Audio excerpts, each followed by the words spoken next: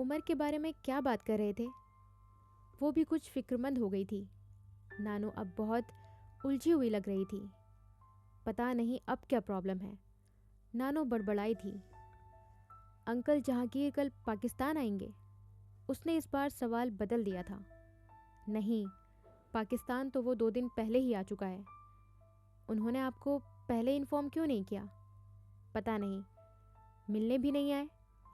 اب میں کیا کر سکتی ہوں؟ اس کی مرضی ہے۔ پہلے تو سیدھا یہیں آیا کرتے تھے۔ پہلے تو بات ہی اور تھی۔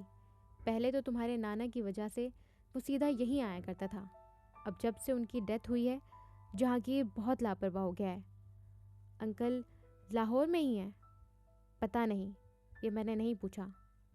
ہو سکتا ہے لاہور میں ہی ہو، یہ بھی ممکن ہے کہ ابھی کراچی میں ہو۔ کل کس وقت آ رہے ہیں؟ کہہ رہا تھا شام کو آئے گا۔ آپ نے ان سے پوچھا کہ یہاں کتنے دن رہیں گے؟ تم بیوقوف ہو علیزہ، بھلا میں یہ کیسے پوچھ سکتی تھی؟ وہ سوچتا ماں کو پہلے ہی اس کی واپسی کی فکر پڑ گئی ہے۔ علیزہ کا چہرہ خف سے تھوڑا سرخ ہو گیا تھا۔ نہیں، میرا یہ مطلب نہیں تھا نانو۔ میں تو اس لیے پوچھنا چاہ رہی تھی کہ ان کا کمرہ اسی طرح سیٹ کر سکوں۔ رہیں گے تو یہیں نا؟ ہاں، کہہ تو یہی رہا ہے کہ یہیں رہے گا۔ مجھ سے کہہ رہا تھا کہ عمر کو اس کی آمد کے بارے میں کچھ نہ بتاؤں۔ میں نے کہا کہ عمر تو یہاں ہے ہی نہیں۔ کہنے لگا کہ پھر بھی اسے میرے آنے کی اطلاع نہیں ہونی چاہیے۔ انکل جہانگیر نے ایسا کیوں کہا؟ علیزہ کچھ حیران ہوئی تھی۔ آخر عمر سے وہ اپنی آمد کیوں چھپانا چاہ رہے ہیں؟ یہ تو میری بھی سمجھ میں نہیں آیا۔ پتہ نہیں انکل جہانگیر اور عمر کا اتنا جھگڑا کیوں ہوتا رہتا ہے۔ دونوں غصاور ہیں، دونوں ہی اپنی منوانے والے ہیں۔ پھر جھگڑا نہیں ہوگا تو اور کیا ہوگا؟ بہرحال تم جہانگیر کے لیے بھی کمرہ تیار کروا دو۔ نانو انکل اکیلے آ رہے ہیں؟ ہاں، اکیلا ہی آ رہا ہے۔ نانو اٹھ کر کچن کی طرف چلی گئی تھی۔ علیزہ کچھ دیر خاموشی سے وہاں بیٹھی کچھ سوچتی رہی، پھر اٹھ کر عمر کے کمرے کی طرف آ گئی تھی۔ کمرے میں عمر کے کلون کی مہک ابھی تک موجود تھی۔ وہ کچھ سوچتے ہوئے اسٹڈی ٹیبل کی طرف گئی تھی۔ وہاں عمر کا وہ اسکیچ موجود نہیں تھا جو اس نے کل وہاں رکھا تھا۔ اس کا مطلب یہ تھا کہ عمر وہ اسکیچ دیکھ چکا تھا۔ اسے نامعلوم سی خوشی ہوئی تھی۔ وہ واپس مڑنے کو تھی جب اس کی نظر اسٹڈی ٹیبل کے پاس پڑی ویسٹ پیپر باسکٹ پر پڑی تھی۔ اس میں صرف ایک مڑا توڑا کاغذ پڑا ہوا تھا، اور وہ اس کاغذ کو ہاتھ لگائے بغیر بھی جانتی تھی کہ وہ کون سا کاغذ تھا۔ انکل جہانگیر دوسرے دن شام کو پہنچ گئے تھے۔ ان کا موڈ واقعی اس بار کچھ اور ہی طرح کا تھا۔ ہر بار جب بھی آتے تھے تو بہت خوشگوار موڈ میں ہوتے تھے۔ علیزہ سے کافی گرم جوشی سے حال احوال پوچھا کرتے تھے، مگر اس بار وہ بہت سنجیدہ تھے۔ علیزہ سے ان کی رسمی سی سلام دعا ہوئی تھی۔ اس کے بعد وہ نانو کے ساتھ ان کے کمرے میں چلے گئے تھے۔ وہاں ان دونوں کے درمیان کیا کیا باتیں ہوئی تھیں وہ نہیں جانتی تھی، اور نہ ہی اس نے جاننے کی کوشش کی تھی۔ اس نے بس ملازم کے ہاتھ چائے اور کچھ کھانے کی چیزیں اندر بھجوا دی تھی۔ 1 گھنٹے کے بعد انکل نانو کے ساتھ باہر لاؤنج میں نکل کر آ گئے تھے۔ علیزہ نے نانو کے چہرے پر بھی ٹینشن دیکھی تھی۔ بہت عرصہ کے بعد وہ اس طرح پریشان نظر آ رہی تھی۔ لاؤنج میں بیٹھنے کے تھوڑی دیر بعد عمر کا فون آ گیا تھا۔ وہ ایئرپورٹ پر تھا اور ڈرائیور بھیجنے کے لیے کہہ رہا تھا۔ نانو نے اس کا فون ریسیو کیا تھا اور ڈرائیور کو بھجوا دیا تھا۔ 1 گھنٹے کے بعد پوش میں گاڑی رکنے کی آواز سنائی دی تھی۔ علیزہ نے انکل کے چہرے پر نظر دوڑائی تھی۔ وہاں تناؤ میں اضافہ ہو گیا تھا۔ پچھلے 1 گھنٹے سے وہ نانو اور انکل جہانگیر کی باتیں سن رہی تھی، اور وہ دونوں لاؤنج میں بیٹھے فیملی ممبرز کے بارے میں معمول کی گفتگو میں مصروف تھے، مگر ان کی گفتگو میں گرم جوشی یا خوشی نہیں تھی۔ یوں لگ رہا تھا جیسے وہ صرف وقت گزارنے کے لیے باتیں کر رہے تھے۔ علیزہ نے ایک گہری سانس لی تھی۔ لاؤنج کا دروازہ کھلا اور عمر اپنی ہی رو میں اندر آیا تھا۔ پہلا قدم اندر رکھتے ہی وہ ٹھٹک کر رک گیا۔ علیزہ نے اس کے چہرے پر موجود ہلکی سی مسکراہٹ کو غائب ہوتے دیکھا۔ وہ انکل جہانگیر کو دیکھ چکا تھا اور علیزہ نے اس سے پہلے اس کے چہرے کو کبھی اتنا بے تاثر نہیں دیکھا تھا۔ اس نے انکل جہانگیر کو ایک نظر دیکھا اور پھر گہری نظروں سے نانو کو دیکھا تھا، اور اس وقت علیزہ کو اس کی آنکھوں میں شکوہ نظر آیا تھا۔ دروازہ بند کر کے وہ اب آگے بڑھایا تھا۔ السلام علیکم کہ 2 لفظ کہنے کے بعد وہ وہاں رکے یا کسی کو دیکھے بغیر لاؤنج سے گزر گیا تھا۔ انکل جہانگیر نے اس کے سلام کا جواب نہیں دیا تھا۔ اس کے چہرے پر بہت عجیب تاثرات تھے۔ علیزہ، تم جاؤ اور اسے کہو کہ کپڑے بدل کر کھانے کے لیے آ جائے، کھانا تیار ہے۔ نانو نے اسی لمحے علیزہ کو مخاطب کیا تھا۔ وہ ایک لمحے کے لیے جھجکی اور پھر اٹھ کھڑی ہوئی۔ عمر کے بیڈ روم کے دروازے پر اسے 2-3 بار دستک دینی پڑی تھی، پھر وہ رک گئی۔ ہو سکتا ہے وہ پہلے ہی ڈریسنگ میں کپڑے تبدیل کر رہا ہو، اس نے سوچا تھا۔ چند منٹ وہ وہیں دروازے کے باہر کھڑی انتظار کرتی رہی۔ پھر اس نے ایک بار پھر دروازے پر دستک دی تھی۔ اس بار اسے انتظار نہیں کرنا پڑا تھا، فوراً ہی اسے عمر کی آواز سنائی دی تھی۔ وہ دروازہ کھول کر اندر داخل ہو گئی۔ عمر اب سفید شلوار قمیض میں ملبوس تھا اور موبائل پر کوئی نمبر ڈائل کرنے میں مصروف تھا۔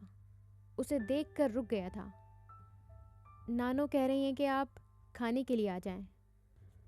علیزہ نے نانو کا پیغام اسے دیا تھا۔ پاپا کب آئے ہیں؟ اس نے علیزہ کی بات کے جواب میں سوال کیا تھا۔ انکل آج شام کو آئے ہیں، اور تم لوگوں کو پہلے سے پاپا کے آنے کا پتہ تھا۔ اس بار اس کا لہجہ بہت تیکھا تھا۔ کل انکل نے فون کر کے نانو کو اپنے آنے کا بتایا تھا۔ صبح جب میں نے گرینی کو فون کیا تھا تو انہوں نے مجھ سے پاپا کے بارے میں کوئی بات نہیں کی۔ انکل نے نانو کو منع کر دیا تھا کہ وہ ان کے آنے کے بارے میں آپ کو کچھ بھی نہ بتائیں۔ وہ خاموشی سے اس کا چہرہ دیکھتا رہا تھا، یوں جیسے اس کی بات کو جانچ رہا ہو۔ ٹھیک ہے، تم جاؤ، میں آ رہا ہوں۔ اس نے ایک بار پھر موبائل پر کال ملانی شروع کر دی تھی۔ وہ خاموشی سے دروازہ کھول کر باہر نکل آئی۔ لاؤنج میں آ کر اس نے نانو کو اس کے آنے کے بارے میں بتا دیا تھا۔ ملازم نے چند منٹوں بعد انہیں کھانا لگنے کی اطلاع دے دی تھی، اور وہ تینوں اٹھ کر ڈائننگ روم میں آ گئے تھے۔ ان کے ڈائننگ ٹیبل پر بیٹھتے ہی عمر ڈائننگ روم میں آ گیا تھا۔ کچھ کہے بغیر وہ ایک کرسی کھینچ کر بیٹھ گیا تھا۔ ملازم نے سوپ سرو کرنا شروع کر دیا تھا۔ نہیں، مجھے سوپ نہیں چاہیے۔ اس نے سوپ کا پیالہ ایک طرف کرتے ہوئے چاولوں کی ڈش اپنی طرف کھینچ لی تھی۔ سب نے کھانا شروع کر دیا تھا۔ نانو باری باری انکل جہانگیر اور عمر کو ڈشز سرو کر رہی تھی۔ عمر سر جھکائے ایک لفظ کہے بغیر پوری سنجیدگی سے کھانا کھاتا رہا۔ اس نے ایک بار بھی انکل کی طرف دیکھنے یا انہیں مخاطب کرنے کی کوشش نہیں کی تھی۔ دوسری طرف انکل جہانگیر بھی بہت خاموشی سے کھانا کھانے میں مصروف تھے۔ علیزہ کھانا کھاتے ہوئے باری باری انکل جہانگیر اور عمر پر نظر دوڑاتی رہی۔ عمر نے سویٹ ڈش کھانے کے بعد پلیٹ کھسکا کر نیپکن اٹھا لیا تھا اور وہ منہ پہنچ رہا تھا جب نانو نے اسے مخاطب کیا تھا۔ عمر، اب تم میرے کمرے میں چلنا، مجھے تم سے اور جہانگیر سے کچھ باتیں کرنی ہیں۔ علیزہ نے یکدم اس کے چہرے پر تناؤ دیکھا۔ مجھے اس وقت کسی سے کچھ بھی بات نہیں کرنا ہے۔ میں بہت تھک چکا ہوں، اور جو واحد چیز میں اس وقت چاہتا ہوں وہ نیند ہے۔ جہاں تک آپ کی بات سننے کا تعلق ہے تو وہ میں صبح سن لوں گا، اور اس کے علاوہ مجھے کسی دوسرے کی نہ تو کوئی بات سننا ہے اور نہ ہی کسی سے کوئی بات کرنا ہے۔ وہ کرسی پیچھے کھسکا کر کھڑا ہو گیا تھا۔ علیزہ جان گئی تھی کہ اس کا اشارہ کس کی طرف ہے۔ اس نے انکل جہانگیر کے ماتھے پر بل پڑتے دیکھے تھے۔ انہوں نے بھی اپنی پلیٹ پیچھے سرکا دی تھی۔ کیوں؟ مجھ سے بات کرتے ہوئے تمہیں تکلیف کیا ہوتی ہے؟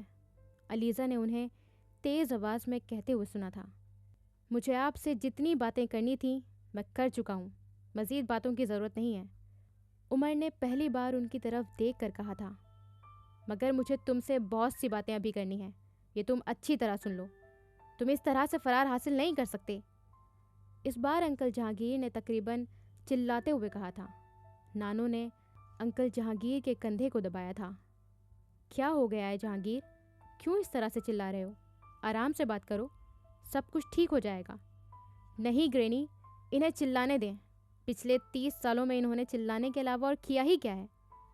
عمر، تم بھی تمیز سے بات کرو، وہ باپ ہے تمہارا۔ اس بار نانو نے عمر کو جھڑکا تھا۔ یہ باپ نہیں ہیں، ٹریڈر ہیں۔ ان کے نزدیک ہر چیز بکنے والی شے ہے، چاہے وہ ویلیوز ہوں یا پھر اولاد۔ اس نے تلخی سے انکل جہانگیر کی طرف اشارہ کرتے ہوئے کہا تھا۔ آپ سن رہی ہیں اس کی باتیں؟ انکل جہانگیر نے ترشی سے نانو سے کہا تھا۔ آپ نے ہی خواہش کی تھی باتیں سننے اور سنانے کی، یہ میری خواہش نہیں تھی۔ عمر تم بیٹھ جاؤ، نانو نے عمر سے کہا تھا۔ مجھے بیٹھنا ہی نہیں ہے۔ جب مجھے کوئی بات ہی نہیں کرنی ہے تو پھر مجھے یہاں بیٹھ کر کیا کرنا ہے؟ وہ لمبے لمبے ڈگ بھرتا ہوا وہاں سے چلا گیا تھا۔ انکل جہانگیر ہونٹ بھینچے ہوئے اسے جاتا دیکھتے رہے تھے۔ میں نے آپ سے کہا تھا نا کہ اس کا دماغ خراب ہو چکا ہے، انہوں نے اس کے جاتے ہی نانو سے کہا تھا۔ اس وقت اسے سونے دو، وہ تھکا ہوا ہے، اس لیے زیادہ تلخ ہو گیا ہے۔ تم صبح دوبارہ اس سے بات کرنے کی کوشش کرنا اور کچھ نرمی سے بات کرنا۔ وہ کوئی چھوٹا سا بچہ نہیں ہے، جوان ہے، انڈیپینڈنٹ ہے، اور اس طرح وہ کبھی بات نہیں سنے گا۔ نانو انکل جہانگیر کو سمجھا رہی تھی۔ آپ کا کیا خیال ہے کہ میں نے اس سے نرمی سے بات نہیں کی ہے؟ میں اس سے ہر طرح سے بات کر چکا ہوں، مگر وہ اپنی بات پر جمع ہوا ہے۔ اسے احساس ہی نہیں ہے کہ اس کی ضد میرے لیے کتنی نقصان دہ ثابت ہو سکتی ہے۔ وہ تیز آواز میں نانو سے بات کر رہے تھے، جو بڑی خاموشی سے ان کی باتیں سن رہی تھی۔ ٹھیک ہے، فی الحال ابھی تو کچھ نہیں ہو سکتا۔ وہ سونے چلا گیا ہے، تم بھی جا کر سو جاؤ۔ صبح دیکھوں گی کہ میں تمہارے لیے کیا کر سکتی ہوں۔ نانو نے انکل جہانگیر کو دلاسا دیتے ہوئے کہا، اور وہ انکل جہانگیر کو اپنے ساتھ لے کر ٹیبل سے اٹھ گئیں۔ علیزہ چپ چاپ وہیں بیٹھی انکل جہانگیر کی گتھیاں سلجھانے کی کوشش کر رہی تھی۔ ملازم ٹیبل سے کھانے کے برتن اٹھانے لگا۔ وہ سوچتی رہی کہ اس بار عمر اور انکل کے درمیان وجہ تنازع کیا ہو سکتی ہے۔ ان دونوں کے درمیان ہونے والا یہ پہلا جھگڑا نہیں تھا۔ علیزہ کو ایسے بہت سے مواقع یاد تھے جب ان دونوں کے درمیان اختلافات ہوتے رہے تھے، مگر اس بار معاملہ یقیناً زیادہ سیریس تھا۔ اگلے دن وہ یونیورسٹی چلی گئی تھی۔ اس کا خیال تھا کہ اس کی واپسی تک انکل جہانگیر اور عمر کے درمیان جو بات ہونا ہوگی ہو چکی ہوگی، اور گھر کا اعصاب شکن ماحول بدل چکا ہوگا۔ مگر سہ پہر کو واپسی پر اسے پتہ چلا تھا کہ عمر صبح ہی کہیں چلا گیا تھا اور ابھی تک واپس نہیں آیا تھا۔ انکل جہانگیر کا پارا آسمان سے باتیں کر رہا تھا، اور نانو کی سمجھ میں ہی نہیں آ رہا تھا کہ وہ کیا کریں۔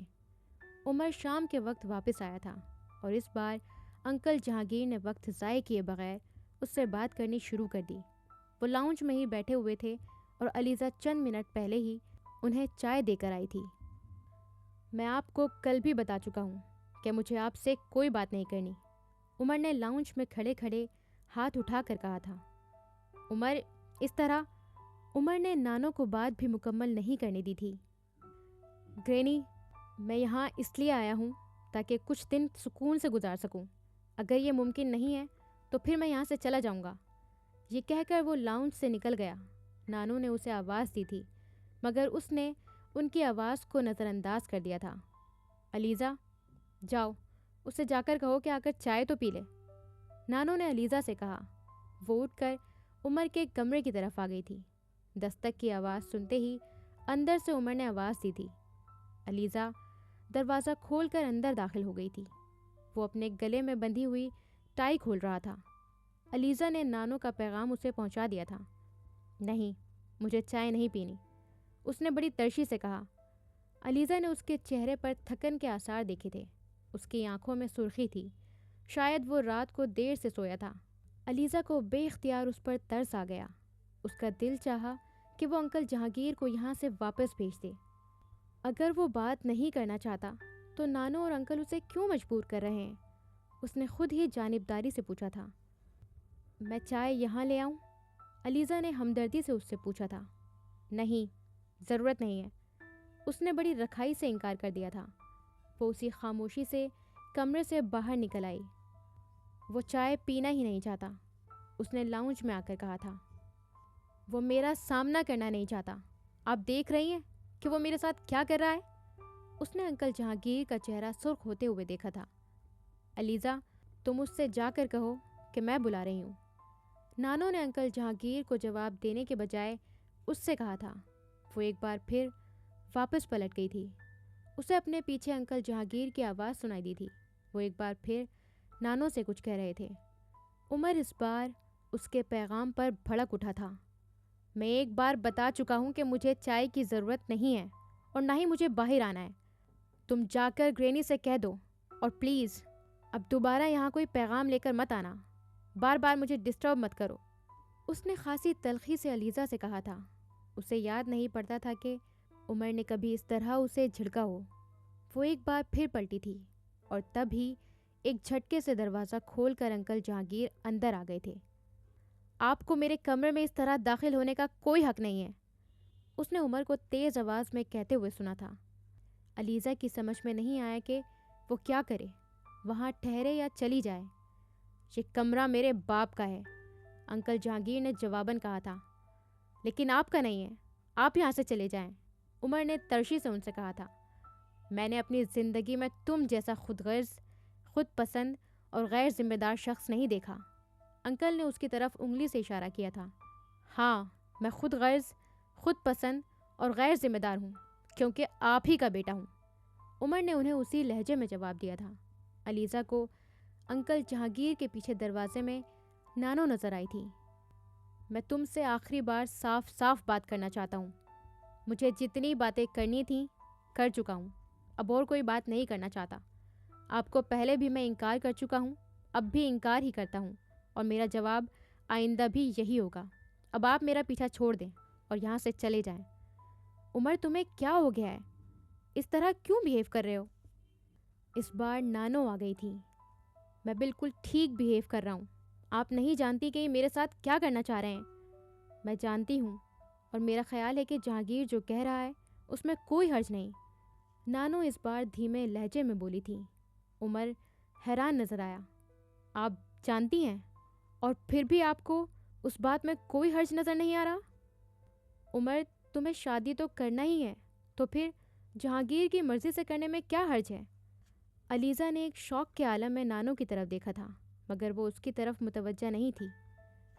آپ کے بیٹے نے ساری زندگی دوسرے لوگوں کو اپنے فائدے کے لیے استعمال کیا ہے، اور گرینی، میں ان لوگوں کی لسٹ میں شامل نہیں ہونا چاہتا۔ وہ تمہیں کیوں استعمال کرے گا؟ تم تو اس کے بیٹے ہو۔ ہر باپ اپنی اولاد کی شادی کے بارے میں سوچتا ہی ہے، ہر باپ اپنی اولاد کی خوشی چاہتا ہے۔ ہر باپ نہیں گرینی، ہر باپ نہیں۔ کچھ باپ آپ کے بیٹے جیسے بھی ہوتے ہیں، جو صرف اپنے بارے میں ہی سوچتے ہیں، صرف اپنی خوشی کا ہی خیال رکھتے ہیں۔ یہ جس سیاستدان کی بیٹی سے میری شادی کرنا چاہتے ہیں، میں اس سے شادی کرنا نہیں چاہتا۔ اگر بات خوشی کی ہی ہے تو میں وہاں شادی کر کے خوش نہیں رہ سکتا۔ یہ میری خوشی کی خاطر مجھے مجبور نہ کریں، مگر گرینی، بات خوشی کی ہے ہی نہیں، بات تو قیمت کی ہے۔ انہیں میری بہت اچھی قیمت مل رہی ہے اور یہ مجھے بیچ دینا چاہتے ہیں۔ عمر، تم غلط کہہ رہے ہو، نانو نے اس کی بات کے جواب میں کہا تھا۔ میں غلط کہہ رہا ہوں؟ عمر اس تہزیہ انداز میں ہنسا تھا۔ گرینی، میں غلط نہیں کہہ رہا، اور آپ اپنے بیٹے کو مجھ سے زیادہ نہیں جانتی۔ عمر، تمہیں کس بات پر اعتراض ہے؟ جہانگیر بتا رہا تھا کہ وہ لڑکی خوبصورت ہے، تعلیم یافتہ ہے، اس کا باپ منسٹر ہے، اس ملک کے چند نامی گرامی خاندانوں میں سے ایک ہے۔ تمہیں اور کیا چاہیے؟ اس لڑکی سے شادی کر کے تمہارا اپنا کریئر بن جائے گا۔ مجھے کریئر نہیں بنانا ہے، مجھے کسی نامی گرامی خاندان کا حصہ نہیں بننا ہے، مجھے صرف آزادی چاہیے۔ آدھی زندگی باپ کے اشاروں پر ناچتے ہوئے گزار دی، باقی کی زندگی بیوی اور اس کے خاندان کے اشاروں پر ناچتے ہوئے نہیں گزارنا چاہتا۔ جس لڑکی کی خوبصورتی اور تعلیم کے بارے میں یہ آپ کو بتا رہے ہیں، اس کے بارے میں سب کچھ جانتا ہوں۔ اس کے کتنے بوائے فرینڈز ہیں اور اس کا باپ اسے مجھ سے کیوں بھی آنا چاہتا ہے، میں یہ بھی جانتا ہوں۔ عمر، فضول باتیں مت کرو۔ تمہارا باپ تمہارے لیے کسی برے کیریکٹر کی لڑکی کا انتخاب کیوں کرے گا؟ تمہیں ضرور کوئی غلط فہمی ہو گئی ہے۔ سامنے کھڑے ہیں یہ آپ کے، اس لڑکی کے بارے میں مجھ سے بھی زیادہ یہ جانتے ہوں گے۔ آپ انہی سے پوچھ لیں، مجھ پر تو آپ کو یقین ہی نہیں ہے، تو ان سے پوچھیں کہ وہ کتنی باکردار لڑکی ہے۔ اس نے تلخ لہجے میں کہتے ہوئے باپ کی طرف اشارہ کیا تھا۔ تم کتنے باکردار ہو؟ جہانگیر نے سرد لہجے میں اس سے پوچھا تھا۔ اگر تم اس لڑکی کے بارے میں سب کچھ جانتے ہو تو میں بھی تمہارے بارے میں سب کچھ جانتا ہوں۔ آپ مجھ سے باکردار ہونے کے بارے میں سوال کیسے کر سکتے ہیں؟ آپ تو یہ سوال کرنے کے قابل ہی نہیں ہیں۔ میرا کردار اچھا نہیں ہے تو آپ اپنے بارے میں کیا کہتے ہیں؟ فارن آفس کے ایک چپراسی کے سامنے بھی آپ کا نام لیا جائے گا تو وہ آپ کا کریکٹر سرٹیفکیٹ پیش کر دے گا۔ وہ اب آپے سے بالکل باہر ہو چکا تھا۔ تم جس ماں کے بیٹے ہو، تم سے میں یہی سب کچھ توقع کر سکتا ہوں۔ انکل جہانگیر اب بھپرا اٹھے تھے۔ ماں کے بارے میں ایک لفظ نہیں، ایک لفظ نہیں۔ جس عورت سے آپ کا کوئی تعلق نہیں ہے اس کے بارے میں بات کرنے کا کوئی حق نہیں رکھتے آپ۔ میں نے 3 سال تک فارن سروس میں رہ کر آپ کے لیے بہت کچھ کیا ہے۔ میں نے اپنے ضمیر کو بالکل سلا دیا۔ آپ نے جس طرح چاہا مجھے استعمال کیا۔ آپ کی وجہ سے میرا کریئر خراب ہوا، میرا سروس ریکارڈ برا رہا، لیکن میں نے وہی کیا جو آپ نے کہا۔ مگر اب نہیں۔ ہر چیز کی ایک حد ہوتی ہے اور آپ کے نزدیک میری حیثیت ایک ربر اسٹیمپ سے زیادہ نہیں ہے۔ میرے وجود کو استعمال کر کے آپ اپنی مرضی کے فیصلے نہیں کر سکتے۔ اب میں وہی کروں گا جو میں چاہوں گا، کچھ بھی آپ کی مرضی کے مطابق نہیں کروں گا۔ کیا کیا ہے تم نے میرے لیے؟ کیا نہیں کیا ہے میں نے آپ کے لیے؟ آپ نے 3 سال تک مجھے استعمال کیا ہے۔ تم نے میرے لیے کچھ کر کے مجھ پر کوئی احسان نہیں کیا ہے۔ تم جانتے ہو کہ جس جگہ تمہاری پوسٹنگ ہوئی تھی وہاں تم جیسے جونیئر آفیسر کی پوسٹنگ میری مدد کے بغیر کیسے ہو سکتی تھی؟ جو اسٹارٹ میں نے تمہیں تمہاری سروس میں دیا وہ بہت کم لوگوں کو ملتا ہے، مگر تمہیں میرا کوئی احسان یاد نہیں ہے۔ آپ نے میری پوسٹنگ اس لیے وہاں کروائی تاکہ آپ اس سیٹ کو اپنی مرضی کے مطابق استعمال کر سکیں۔ آپ مجھے فورن سروس میں لے کر ہی اس لیے آئے تھے تاکہ آپ مجھے استعمال کر کے اپنے لیے کچھ اور فائدہ حاصل کر سکیں۔ تمہاری ضد کی وجہ سے جانتے ہو کہ مجھے کتنا نقصان پہنچ سکتا ہے؟ اس بار ان کا لہجہ قدرے نرم تھا۔ میری بلا سے آپ کو کیا نقصان پہنچتا ہے اور کتنا نقصان پہنچتا ہے یہ آپ کے سوچنے کی باتیں ہیں، میری نہیں۔ وہ ابھی بھی اتنا ہی تلخ تھا۔ تم اس لڑکی سے شادی نہیں کرو گے؟ نہیں، میں کسی بھی قیمت پر شادی نہیں کروں گا۔ جانتے ہو اس لڑکی سے شادی کر کے تم کہاں پہنچ سکتے ہو؟ آپ میرا ہمدرد بننے کی کوشش مت کریں۔ میں اس سے شادی کر کے کہیں نہیں پہنچوں گا۔ ہاں، آپ کے سارے پرابلمز حل ہو جائیں گے۔ سروس میں آپ کو 2 سال کی ایکسٹینشن مل جائے گی اور آپ کے خلاف چلنے والی انکوائریز کی رپورٹس غائب ہو جائیں گی۔ ایمبیسی کے فنڈز میں کیا جانے والا بلنڈر گول ہو جائے گا اور مستقبل کے لیے جو پرمٹ اور کوٹے آپ کو چاہیے وہ بھی آپ کو مل جائیں گے۔ مگر مجھے اب آپ کے لیے بلینک چیک نہیں بننا۔ تم اس سب کے لیے بہت پچھتاؤ گے۔ میں پہلے ہی بہت پچھتا چکا ہوں اور اب اور نہیں پچھتاؤں گا۔ میں تمہیں آسمان پر لے جانا چاہتا ہوں اور تم ایک گٹر کے کیڑے بن کر زندگی گزارنا چاہتے ہو۔ ہاں، آپ مجھے آسمان پر لے جانا چاہتے ہیں لیکن میرے گلے میں پھندا ڈال کر مجھے اوپر اٹھانا چاہتے ہیں۔ میں جانتا ہوں میرے خلاف یہ سب کچھ تمہارے دماغ میں ڈالنے والا کون ہے۔ میں اس عورت کو دیکھ لوں گا، جہانگیر نے زہریلے لہجے میں کہا تھا۔ وہ عورت میری ماں ہے اور میں اس سے پچھلے 6 سال سے نہیں ملا، اور آپ کو جاننے کے لیے مجھے کسی سے کچھ سننے کی ضرورت نہیں ہے۔ اس کے بغیر ہی میں آپ کو بہت اچھی طرح سمجھ چکا ہوں۔ تمہیں یہ جو بولنا آ گیا ہے تو صرف میری وجہ سے۔ میرے نام میری مدد کے بغیر تم سے کوئی ہاتھ ملانا بھی پسند نہیں کرے گا۔ آپ کا نام میرے لیے کسی فخر کا باعث نہیں ہے۔ آپ اپنی ریپوٹیشن بہت اچھی طرح جانتے ہیں اور ایسی ریپوٹیشن والے شخص کا حوالہ دینا بہت بڑی حماقت ہے، اور میں ایسی حماقت نہیں کرتا۔ عمر کو جہانگیر جیسے لاکے کے بغیر بھی بہت سے لوگ جانتے ہیں اور وہ اس کے بغیر بھی زندہ رہ سکتا ہے۔ اگر میرے نام کے ساتھ آپ کا نام ہے تو یہ میری مجبوری ہے، میری ضرورت نہیں۔ مجھے فورن سروس میں لا کر آپ نے میری جو فیور کی میں وہ لوٹا چکا ہوں۔ اب نہ تو آپ ہی میرے لیے کچھ کریں نہ میں آپ کے لیے کروں گا۔ تم میرے کسی احسان کو نہیں لوٹا سکتے۔ میں نے تمہارے لیے جو کچھ کیا ہے وہ بہت کم لوگ اپنی اولاد کے لیے کرتے ہیں، اور جو کچھ تم بدلے میں میرے ساتھ کر رہے ہو وہ بھی کوئی اولاد بہت کم کرتی ہے۔ آپ نے میرے لیے ایسا کچھ بھی نہیں کیا جو دنیا سے انوکھا ہو۔ میں نے بچپن سے آج تک تمہاری ہر خواہش پوری کی ہے، تم پر روپیہ پیسہ پانی کی طرح بہایا، سب سے اچھے انسٹیٹیوشن میں تمہیں تعلیم دلوائی، تمہارا کریئر بنایا، اور تم کہتے ہو کہ میں نے تمہارے لیے کچھ نہیں کیا۔ آپ نے مجھ پر یہ ساری انویسٹمنٹ اپنے ہی فائدے کے لیے کی، مجھ پر روپیہ اس لیے بہایا تاکہ بعد میں آپ میری اچھی قیمت وصول کر سکیں، جس طرح اب آپ وصول کرنا چاہ رہے ہیں۔ آپ نے کوئی چیز بھی میری خوشی کے لیے نہیں کی، اپنے فائدہ اور نقصان کے لیے سوچ کر کی۔ آپ وہ انسان ہیں جو اپنے علاوہ کسی دوسرے کے لیے کچھ سوچ ہی نہیں سکتا۔ آپ کی ہر سوچ میں سے شروع ہوتی ہے اور میرے لیے پر ختم ہو جاتی ہے۔ آپ لوگوں سے تعلق تب تک رکھتے ہیں جب تک وہ آپ کے لیے فائدہ مند رہیں۔ جب ان کی افادیت ختم ہو جاتی ہے تو آپ کے لیے ان کی اہمیت بھی ختم ہو جاتی ہے، اور ان لوگوں میں بھی شامل ہوں۔ اس کی تلخی بڑھتی جا رہی تھی۔ جہانگیر نے اسے دیکھتے ہوئے کہا تھا، یہ مت بھولو کہ تم میری فیملی کا حصہ ہو۔ علیزہ نے عمر کے چہرے پر اضطراب دیکھا تھا۔ اور آپ بھی یہ نہ بھولیں کہ آپ کبھی فیملی مین ہو ہی نہیں سکتے۔ فیملی آپ کی سب سے آخری ترجیح ہے۔ اس نے عمر کو انگلی اٹھا کر کہتے ہوئے سنا، میرے بارے میں فتوے دینے کی کوشش مت کرو۔ میں کون ہوں اور کیا ہوں میں اچھی طرح سے جانتا ہوں۔ تم صرف اپنے بارے میں ہی بات کرو۔ کیوں بات نہ کی جائے آپ کے بارے میں؟ میں تم سے یہاں کوئی فضول بحث کرنے نہیں آیا ہوں۔ مجھے تم سے صرف ایک سوال کا جواب چاہیے، اور وہ بھی صرف ہاں میں۔ ان کا لہجہ بے حد سرد اور خشک تھا، اور میرا جواب نہیں میں ہے۔ وہ اتنا ہی بے خوف تھا۔ جہانگیر اسے چند لمحے سرخ آنکھوں سے گھورتے رہے۔ میں تمہیں اپنی جائیداد سے آگ کر دوں گا۔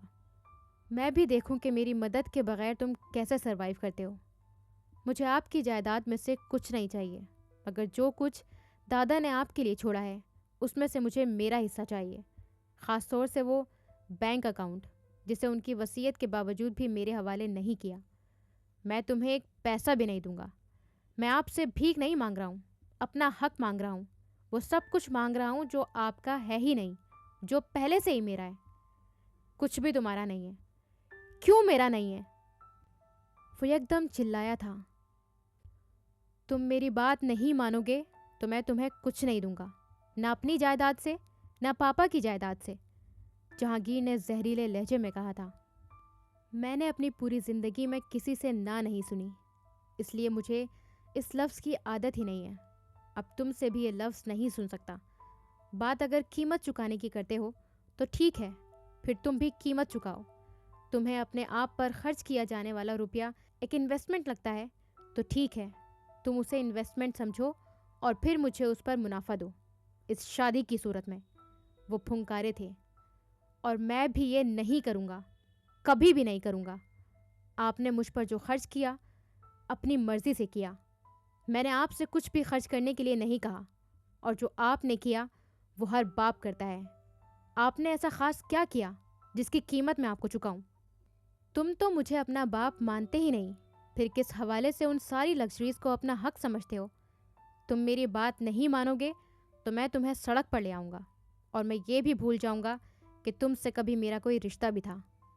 میں پھر بھی آپ کی بات نہیں مانوں گا، اور جائیداد میں جو میرا حصہ ہے میں وہ بھی لوں گا۔ جو راستے آپ استعمال کریں گے وہ راستے میرے لیے بھی انجان نہیں ہیں۔ اگر تم یہ شادی نہیں کرتے تو وہ سارا روپیہ لوٹاؤ جو میں نے تم پر خرچ کیا ہے۔ پاپا کی جائیداد سے ملنے والا حصہ بھی انہی اخراجات میں آتا ہے جو میں نے تم پر کیے تھے، اور اس کے علاوہ جو جتنی رقم تمہیں پے کرنی ہے وہ میرا وکیل بہت جلد بتا دے گا۔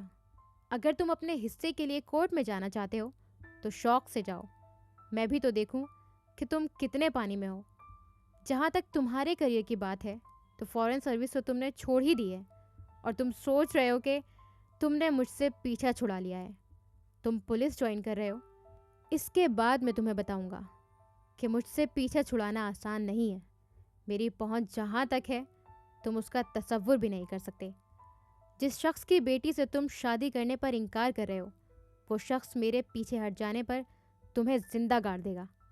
کریئر کی تو بات ہی نہ کرو۔ اس انکار کے بعد کم از کم اس ملک میں تمہارے لیے کوئی کریئر ہے، نہ ہی کوئی فیوچر۔ باہر تم رہنا نہیں چاہتے، اندر میں تمہیں رہنے نہیں دوں گا۔ جاب کے چند ہزاروں روپوں میں تم گزارا نہیں کر سکتے۔ میری طرف سے اب دوبارہ تمہیں کسی قسم کی کوئی مدد نہیں ملے گی۔ تم اپنی جاب کے ذریعے پیسہ بنانے کی کوشش کرنا، اور یہ ہم ہونے ہی نہیں دیں گے۔ اور پھر 1 سال کے اندر اندر تم میرے پاس معافی مانگنے آؤ گے، تب تم میری ہر بات ماننے کے لیے تیار ہوں گے، لیکن اس وقت میں تم پر تھوکوں گا بھی نہیں، اس کے بجائے تمہیں ٹھوکر ماروں گا۔ یہ ہے تمہارا برائٹ فیوچر، جسے حاصل کرنے کے لیے تم فوراً سروس چھوڑ کر یہاں آ گئے ہو۔ انکل جہانگیر کے لہجے میں بے حد زہر تھا۔ علیزہ ساکت کھڑی یہ سب کچھ دیکھ رہی تھی۔ نانو اس وقت بالکل ہی خاموش تھیں، اور عمر کے چہرے پر تو اس وقت وحشت کے علاوہ اور کچھ دکھ ہی نہیں رہا تھا۔ وہ خاموشی سے گہرے سانس لے رہا تھا، مگر اس کی سرخ آنکھیں اور بھچے ہوئے ہونٹ اسے پرسکون ظاہر نہیں کر رہے تھے۔ آپ اندازہ نہیں کر سکتے کہ اس بار آپ سے پیچھے چھڑانے کے لیے میں کس حد تک جا سکتا ہوں، وہ غرایا۔ میں تمہارے لیے کوئی جائے فرار ہی نہیں چھوڑوں گا، جہانگیر نے اتنے ہی سرد لہجے میں کہا تھا۔ آپ ہر راستہ بند نہیں کر سکتے، کوئی نہ کوئی راستہ تو ہر انسان کے پاس ہوتا ہے، میرے پاس بھی ہے۔ علیزہ نے اسے الٹے قدموں سے پیچھے جاتے اور کہتے ہوئے سنا تھا۔ اس نے انکل جہانگیر کے چہرے پر ایک زہریلی مسکراہٹ دیکھی تھی، اور پھر اس نے عمر جہانگیر کو بجلی کی سی تیزی سے سائڈ ٹیبل کی دراز کھولتے اور ریوالور نکالتے دیکھا تھا۔ اگلے ہی لمحے اس نے اپنے وجود کو خوف سے سرد ہوتے پایا تھا۔ عمر! اس کے حلق سے بے اختیار چیخ نکلی تھی۔ وہ اب بھی اس کی طرف متوجہ نہیں تھا، وہ ریوالور کا سیفٹی کیچ ہٹا رہا تھا۔